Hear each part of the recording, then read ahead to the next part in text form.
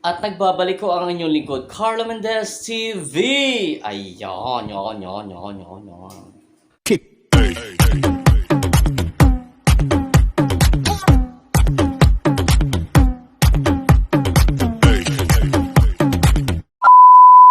At ayun nga ho kabayan, magandang gabi sa inyo ng Lunes. Ayan, wish ko na sa mabuti kayong kalagayan, kalusugan at puno ng biyaya sa pang-araw-araw na inyong mga pamumuhay. Ayan. So ngayon lang ho tayo nakapag-vlog kabayan dahil kaninang hapon, bago mag alas 2 pumunta kami doon sa Quezon City Hall. Quezon City Hall, doon nga sa prosecutor kung saan nademanda ho itong si AC Sigaw kabayan. At of course, support ng Carlo Mendez TV dyan kay AC Sigaw at sa lahat ng kabunsuan. Ayan. And unfortunately, wala ho ang fiscal kasi hindi ko alam kung ano nangyari ka fiscal. Oo, wala siya. So, ito po ay nireschedule sa next Monday. Ayan, kaya pupunta ho uli kami doon sa Lunes. Sa susunod na Lunes kabayan. So, ang ginawa namin kanina, kumain na lang ho kami sa Max's Restaurant. Ayan. And masaya naman. And nakita-kita ulit kami nila Papa Trix, si Resbacker, si Miss R. Jobs at Chami. And of course, si AC Sigaw at si Rocky. Ayan, Rocky Sigaw.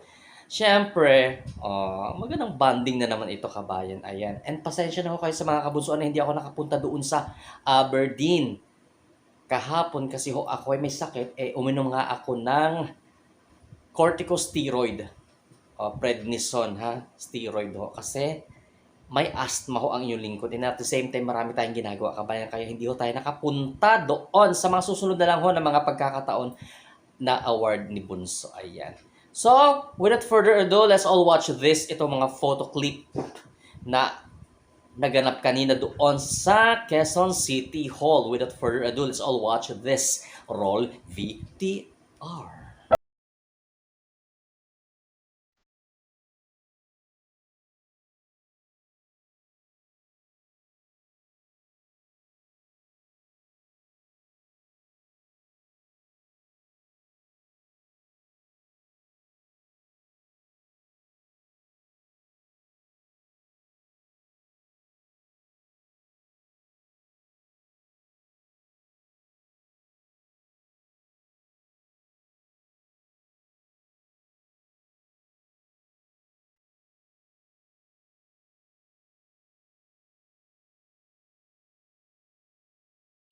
At ayan nga ho na yung nakita ang aming mga memories. Memories! Kalong tagal-tagal na, di ba? Ang kaganapan doon sa Quezon City Hall at dyan sa Max's Restaurant, kabayan. So, yan lang ho ang ating maiksing vlog, kabayan. And abang-abang, gaya nga nasabi namin sa countdown ni Poknot at countdown ni Rocky Sigaw. Totoo po yan na naisampa na ang kaso sa 3 bibe. Huwag nyo kasing gawing biro. Akala nyo kasi nagjo-joke lang sila. Hindi ho joke yan. True lalaho yan. Totoo po yan. So, dahil sa dami nga ho ng kaso nilang naisampa, so syempre, abang-abang lang kayo masyadong atat na atat. Dadating din yan sa inyong mga hapagkainan. Pagkain lang, di ba?